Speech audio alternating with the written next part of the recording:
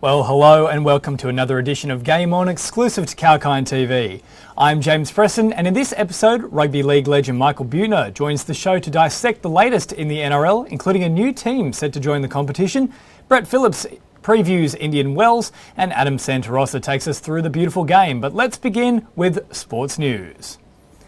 The war between the states has spilled beyond politics and into the world of sports. Queensland's tough border restrictions have paved the path for Sydney to host the highly anticipated Tim Tszyu and Takeshita Inoue blockbuster fight next month.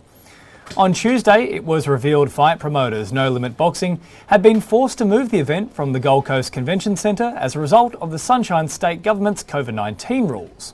Sydney's Kudos Bank Arena was quickly announced as the new venue for the November 17 bout. A 75% crowd capacity has been confirmed, which will allow for 10,000 tickets to be sold. No Limit Boxing CEO George Rowe said, "We are delighted to be able to return to Sydney for not only one of the most anticipated sporting events of the year, but one of the most significant." In the world of cricket, Aussie wonder kid Will Pucovski is in doubt for the Ashes series after suffering yet another concussion. Pucovski was struck in the head by a ball during a Nets training session. There are now concerns about the long-term impact of the most recent injury, as it now marks the 10th concussion for Pucovski, who is just 23 years of age, but he is reportedly in good spirits and confident that he will be cleared by the medical team to partake in the Ashes series, which begins on December 8th. And just before we go to a short break, it's very important to take a look at the Australian Olympic Committee's spineless approach to next year's Winter Olympics in Beijing. Australia has committed to appearing at the Winter Olympics in China next year, with AOC President John Coates stating the IOC's remit is to ensure that there is no human rights abuses in respect of the conduct of the Games within the National Olympic Committee or within the Olympic movement. We have no ability to go into a country and tell them what to do. We are not a world government. We have to respect the sovereignty of the countries who are hosting the Games. Let that sink in. We have to respect the sovereignty of the countries who are hosting the Games. Sovereignty is actually a pretty good word here. An individual sovereignty is the concept of property in one's own person, expressed as the moral or natural right of a person to have bodily integrity and be the exclusive controller of one's own body and life. Now, do you believe that people in China have individual sovereignty? Would you say that living in a surveillance state that operates on a social credit system provides for sovereignty? Let's take the example of journalist Liu Hu, who is writing about censorship and government corruption. Now, because of his work, Liu has been arrested and fined and blacklisted in accordance with the social credit system. Liu has now been named on a list of dishonest persons subject to enforcement by the Supreme People's Court as not qualified to buy a plane ticket, to purchase property, to take out a loan, or even to travel on certain train lines. Now, that's just Chinese citizens. For others, conditions are actually even worse. Take Uyghur Muslims in China, for example. A vast swath of human rights groups believe China has detained more than 1 million Uyghur Muslims against their will over the past few years in a large network of what the state calls re-education camps. I'm not kidding. Hundreds of thousands more have been sent straight to prison. There's also evidence that Uyghurs are being used for forced labour, that they're subject to horrific violence, torture and sexual abuse. But what's that John Coates says? Yes, we have to respect the sovereignty of the countries who are hosting the Games. Yeah. How about the sovereignty then of North Korea? After all, China is the country that continues to fund through weapons and other supplies Kim Jong-un's dictatorship that has people starving in the streets, killed if they dissent against their leader, and has an agreement to turn back deserters, knowing full well their fate is death. China is also the same country that has unleashed coronavirus into the world. Increasingly, there's now evidence the virus came from a lab.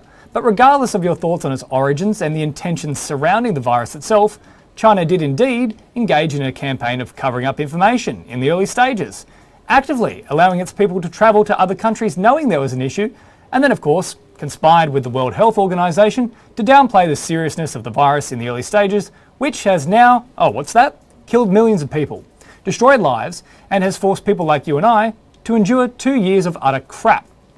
Not to mention their increasing aggression in the Pacific, the slaughter of protesters in Hong Kong, and their ongoing war against Taiwan.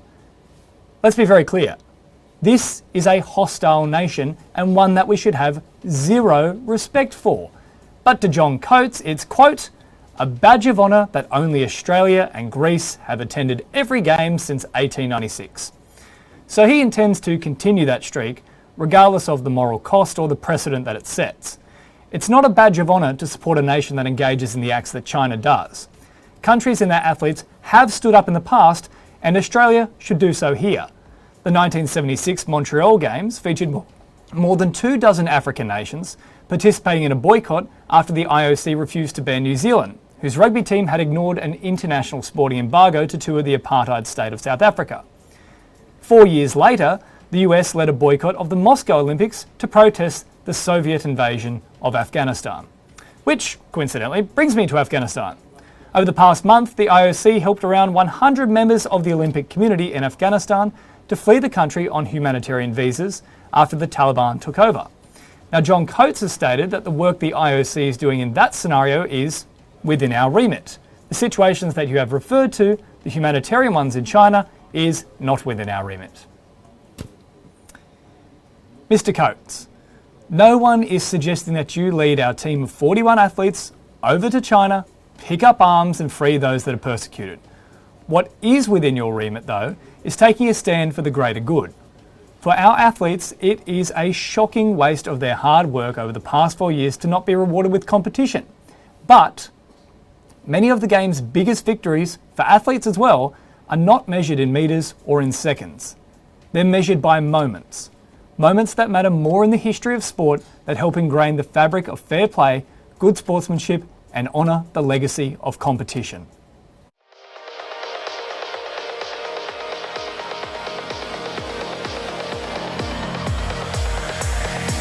Has your week hit you for six? Barely had time to breathe, let alone throw a flick pass? Well, don't worry, Kalkine has all your sporting action covered.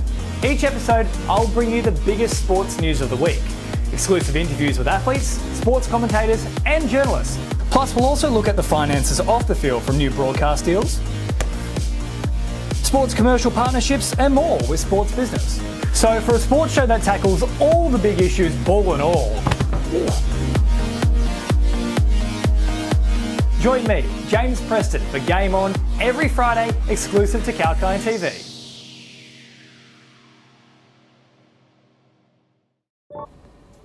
Welcome back to Game On, your one-stop shop for all things sports. Let's now take a look at every ace and double fault in the world of tennis with Brett Phillips.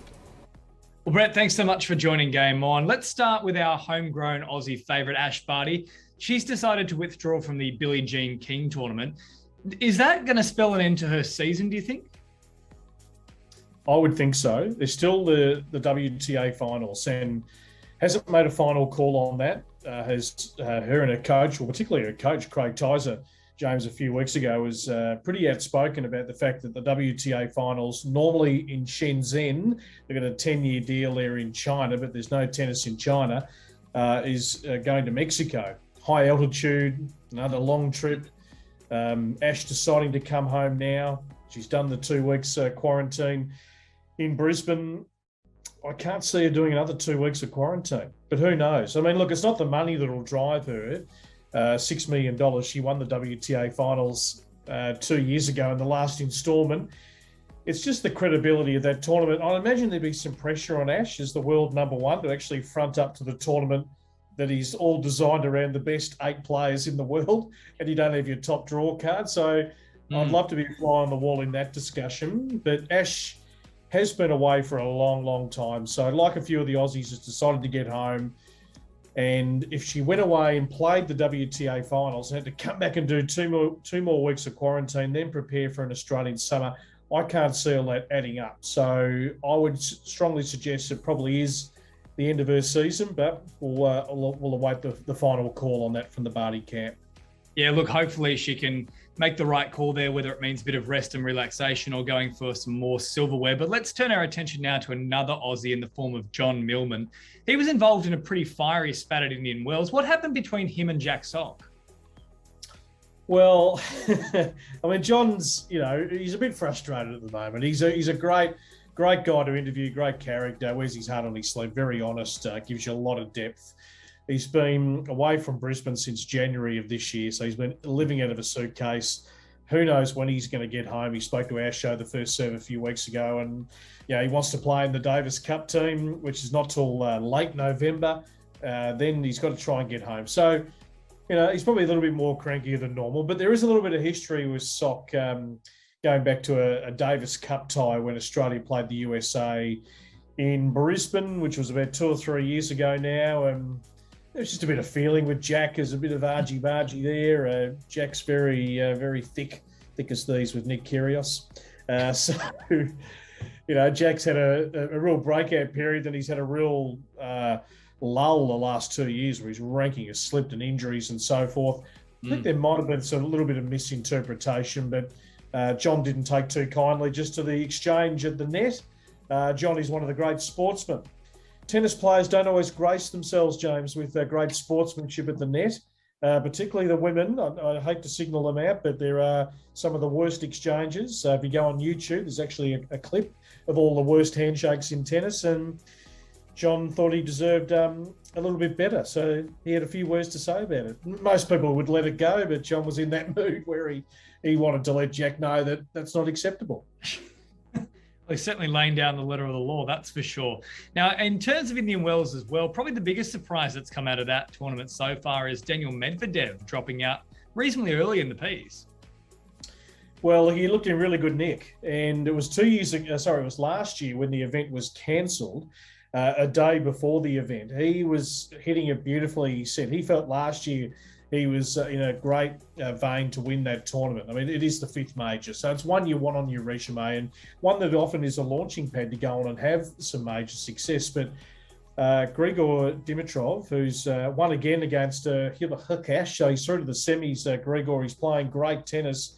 It took him down, and Medvedev, when he sort of loses his way, which is not often because he was in control of that match and defensively so hard to penetrate from the back of the court, but when he does sort of lose his way, the rut sort of sets in and he can't dig himself out. It doesn't happen that often because of the great results that he's compiled over the last few years, but he couldn't get things back on track. So that is men's tennis. There's lots of challenges. Stefanos Tsitsipas, Zverev still alive in the tournament. They've got to be strong contenders from here, but Hurkacz was one I thought might have gone on to win the Sunshine Double this year, even though they're not back-to-back, but Miami, Indian Wells are the two biggest outside the majors. But Grigor's taken him down, and he's a beautiful player to watch, Dimitrov, who's been to world number 3 and had a pretty good career. Now, on the women's side of the draw, what is that shaping up as? I mean, Emma Raducanu, she's gone, so it's quite open at the moment. Well, it is. I really like the tennis of Angelique Kerber, the 3-time major champion. She is playing some really good tennis. So up against Bardosa, that's coming up in a quarterfinal. So I think she, since probably just prior to Wimbledon, then she went on to make that Wimbledon final against the semi-final against Ash Barty. Her form hadn't been that great, but she's back playing Grand Slam tennis that she was playing probably 3 or 4 years ago. So I think she's right in it. And Ons Jabeur is the other one, the first ever Tunisian woman to be inside the top 10 of women's tennis. She looks like she might be on her way deep in the tournament across this weekend. It's a great story. She's flying the flag for her country because the next best ranked is so far off the Richter scale that we don't even sort of keep an eye on them. So Ons, who's actually got an Australian connection, Shane Leonage, who's based here in Melbourne, is her data analyst, and he's done a ton of great work with her. So women's tennis, it's always going to throw up a new winner potentially. Yeah, look, it doesn't seem to matter how many data analysts you have. We still can't exactly pick what's going to unfold, that's for sure, when it comes to women's tennis. But just as we wrap up, Brett, last week we were talking about Daniel Andrews potentially putting the stamp down and having no unvaccinated players competing in the Australian Open. This week we've seen Andy Murray come out and lend his support to that concept. To me, it's a bit of a strange one because obviously last year we competed when there was still surging cases globally, and of course tennis being a global sport.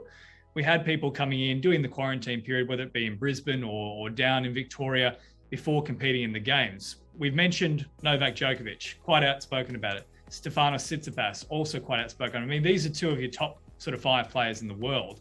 how much of this is Andy Murray looking for a way to angle himself into potentially an easier path to the title, and how much do you think is a genuine concern if we still have the option of quarantining? No, I think Andy's pretty genuine. Yeah, I mean, him and Novak go back a long way. Played each other in the juniors, so they've got I don't know if it's a close friendship, but they've certainly got a healthy respect and rapport for each other. So I think that is fairly genuine. I've just actually been on a little exchange. Pardon me for looking down at my phone, but I've been on a little text exchange just in the last little while that apparently New South Wales has announced that from November 1, anyone coming into Australia who is fully vaxxed won't have to undergo hotel or home quarantine. So this is going to be interesting to see what the Victorian government does and whether they follow suit. Which through this pandemic, James, as we know, the Victorian government and the New South Wales government have done it totally opposite. And it's almost like they'd like to do it differently just to be different. So as to how this affects the Australian Open, all this to play out. I mean, obviously, it means that players can obviously fly into New South Wales, but still quarantine if they then, travel straight to Victoria. Will Victoria follow New South Wales's lead? There's a few boxes still to be ticked as to how this summer's going to play out and how that will affect a guy like Djokovic if he's not going to be vaccinated.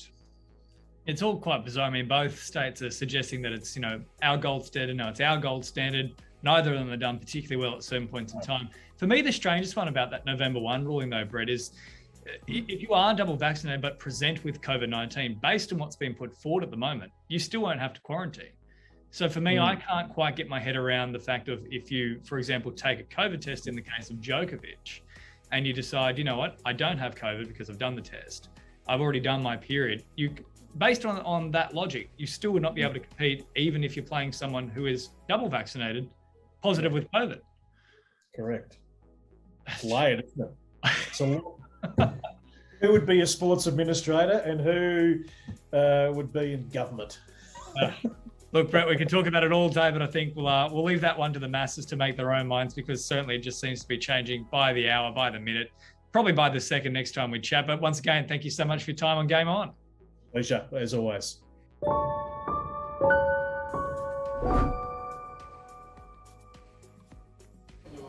A very interesting few months moving forward for the country and, of course, the world of tennis. Let's now move from the court to the pitch, though, and talk football with Adam Santarossa. Adam Santarossa, thanks once again for joining Game On. Yeah, good to be here.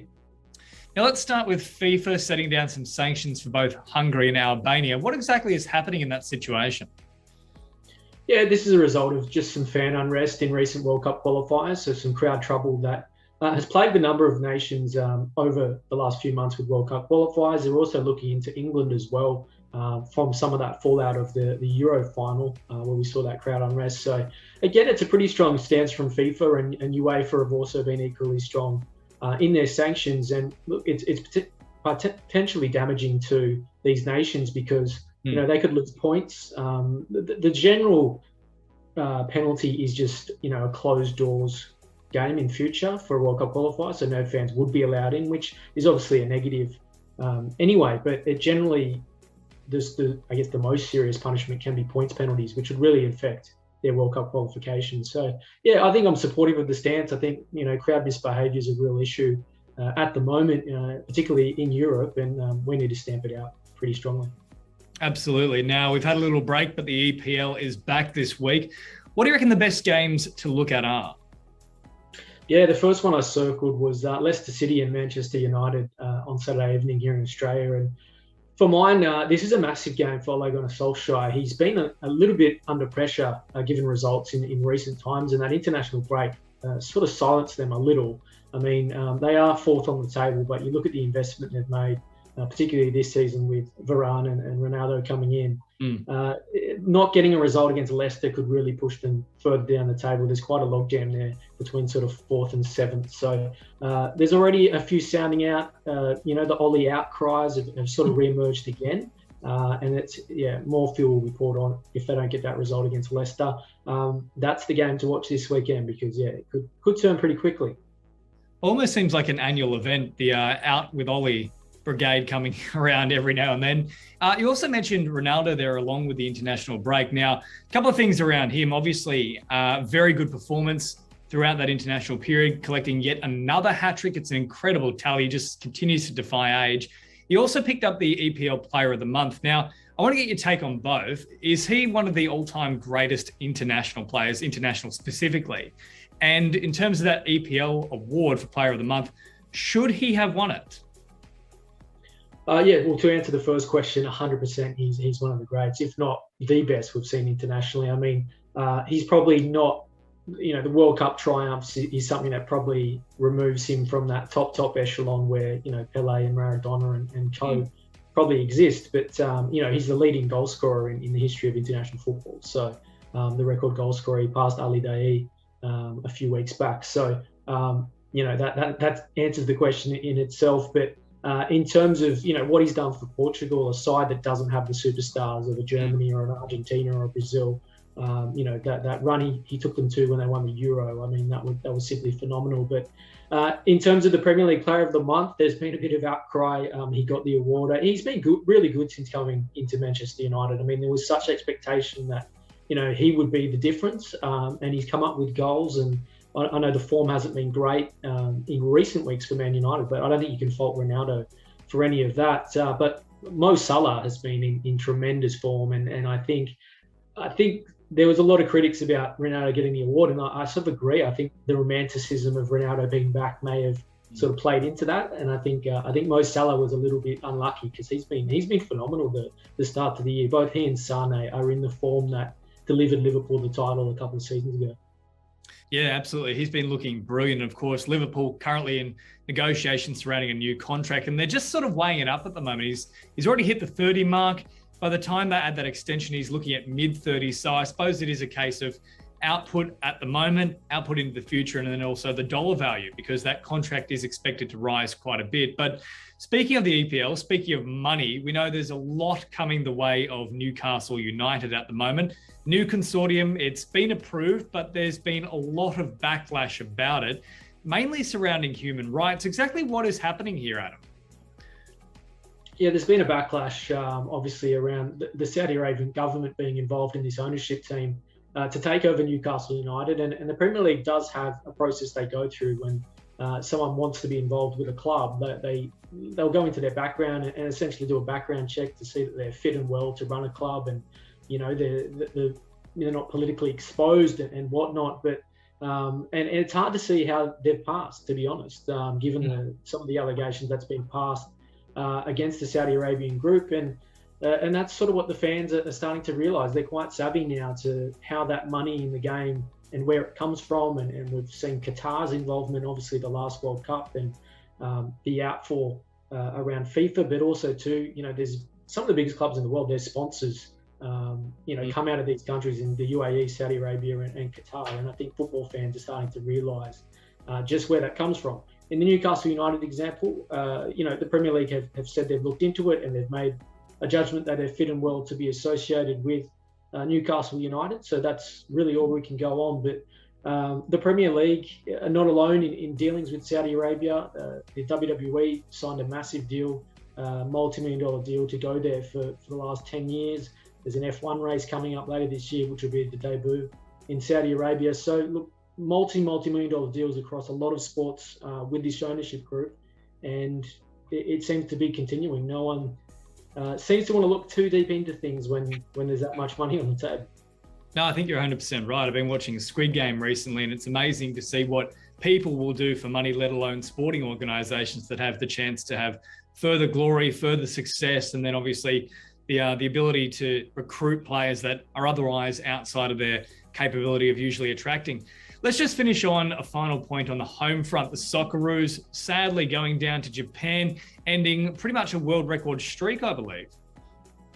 Yeah, it was a disappointing night in Saitama for the Socceroos, going down 2-1 to Japan, and just an off performance, I thought, from Australia. They just were never really in the game. They did struggle defensively, and two real defensive lapses has cost them in the end.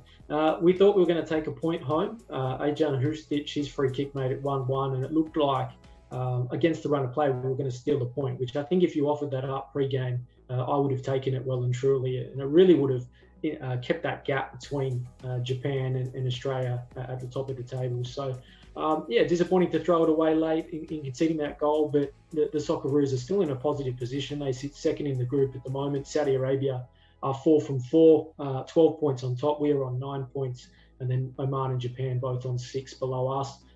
Massive game next up. The first time we'll be playing at home on Australian soil in the World Cup qualifiers against Saudi Arabia. So a big 3 points in the context, but as I said, still positive, still in a good position, and the right result against Saudi Arabia, we're back flying potentially towards Qatar. Yeah, we'll keep our fingers crossed to make sure we can get all 3 points. And as always, Adam, you're across everything in the world of football. Thanks so much for joining Game On. Anytime.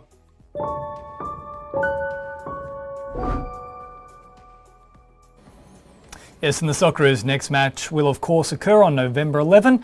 And there's also plenty of big news this week in the world of rugby league. So there's no one better to chat to than NRL legend Michael Buettner. Well, Butts, thanks once again for joining Game On. We're officially in the off-season, but the news cycle in rugby league circles has just gone into overdrive. We've now got a 17th team for the NRL. That's been confirmed. Redcliffe Dolphins, they've secured the licence. Do you reckon the NRL got this one right? Look, I'm actually surprised that we're going with 17 teams. I thought, ordinarily you'd probably look to add 2 teams. Look, in terms of where the location, I've got no problem with it. I think I've said previously I thought it was either going to be WA, Queensland or New Zealand. And I think obviously the Redcliffe Dolphins have proven that they have the right structures in place to ensure that they can compete at that level. We obviously saw games throughout the year up there as well. So, they've got the facilities there. It's great for Brisbane to have another side to support outside of the Broncos. And we've seen the success of those local derbies, the Gold Coast versus the Broncos versus North Queensland, how much rivalry there is amongst those 2 or 3 clubs. So I don't see it being any different with Redcliffe being involved in the competition now. Look, I think it's a real plus. I just hope that the calibre of player is well and truly, there's enough there. And the fact that I don't know whether they've actually officially announced it, but Wayne Bennett appears to be the red-hot favourite for the coaching position. I think he's got a 3-year deal. So that can only be a real positive for a club who are looking to start their NRL performance as best as they can. And no better to have Wayne Bennett, who is the master coach, to be there and to guide them. Yeah, well, all reports are confirming that he has indeed signed on for 3 seasons from 2023. Obviously, we know he's had a lot of success pretty much wherever he's gone, being in the grand final this year with South Sydney. A lot of players that are wanting to play for him, they come from different clubs, whether it be your Jaden Sewers or Darius Boyd. Of course, we think back a few years ago, was following him all over the place. One player that is now having the same sort of relationship with him is Cody Walker. His future is a little bit still up in the air. Do you think he would follow Bennett up to Queensland? And what do you think Wayne Bennett will bring to the table? Oh, look, I think, what Wayne Bennett brings to the table is his experience and his credibility. And I think that is a real big plus. He also brings that appeal that you talked about, that players want to play under him. So he will attract players to that club. And I don't think they could have got a better coach. Maybe Craig Bellamy might have been your only other alternative if you're looking to start a club and to attract players based on the type of coach that you've got. So, a big tick there for Redcliffe. I think they probably do need a couple of marquee players, and I would dare say, those marquee players, probably they would aim to have them as Queenslanders, which would give them, again, a sense of that hometown favouritism, etc. And look favourably by the fans in relation to who they've got there. But, Cody Walker, he's proven over the last probably 4 or 5 seasons what a player he is, especially this year with the number of try assists that he had he seemed to have taken his game to another level. I think he would be a great addition to a great signing for the Redcliffe side.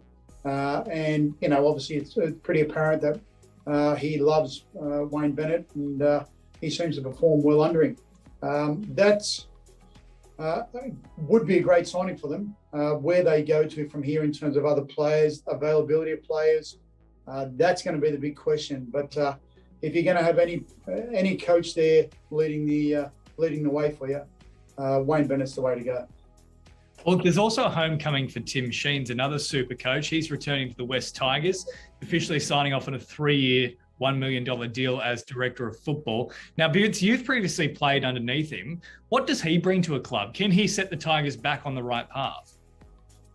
Oh, look, again, Tim Sheens has been around the game for a long period of time. So that experience is invaluable. His credibility cannot be questioned, similar to Wayne Bennett. So I think from that perspective, and he's going into this role not with thoughts of being the head coach anymore. He's actually there to oversee the program and ensure that from the club's perspective, that their recruitment and the way that they're managing the club is heading in the right direction. It's probably been a little bit rudderless over the last couple of years, which has made it extremely hard for Michael Maguire.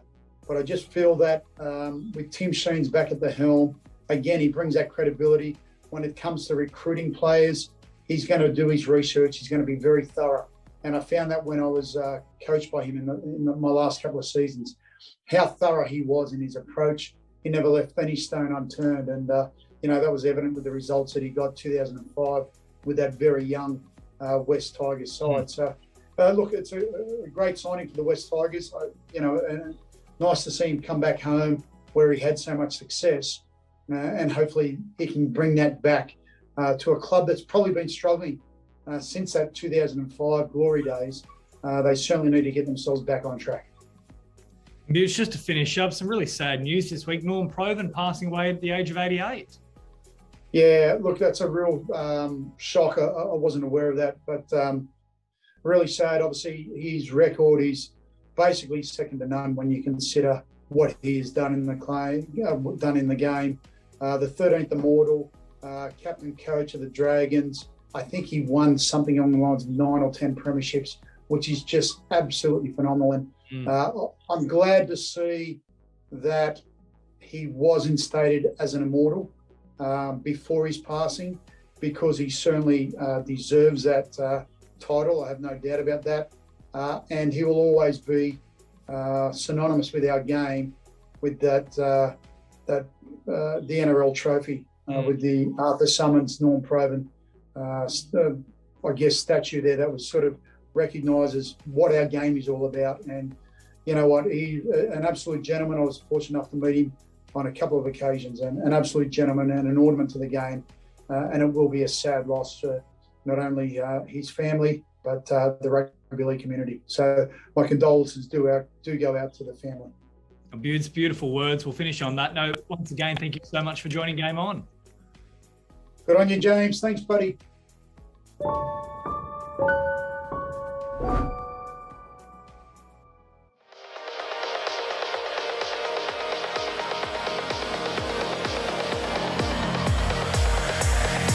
Has your week hit you for six? Barely had time to breathe, let alone throw a flick pass? Well, don't worry. Kalkine has all your sporting action covered. Each episode, I'll bring you the biggest sports news of the week. Exclusive interviews with athletes, sports commentators and journalists. Plus, we'll also look at the finances off the field from new broadcast deals, sports commercial partnerships and more with sports business. So for a sports show that tackles all the big issues, ball and all, join me, James Preston, for Game On every Friday, exclusive to Kalkine TV.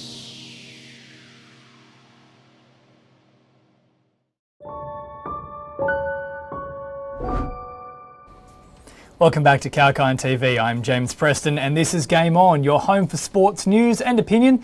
And it's time now to turn our attentions to the finances off the field with sports business. Crypto's love affair with the world of sports is in overdrive this week. Lazio has become the latest professional sports club to partner up with a crypto platform. The Serie A football club has partnered with cryptocurrency exchange Binance. A €30 million sponsorship deal has been reached that will see Binance become the main jersey sponsor of the club in a 3-year deal. Additionally, the deal will mark the debut of Binance's own fan token platform, which enables supporters to buy digital coins of their side and participate in polls hosted by the club or receive rewards and promotions. This follows the trend of other major clubs such as Paris Saint-Germain and AC Milan. Now, Binance isn't the only crypto platform getting in on the sporting action.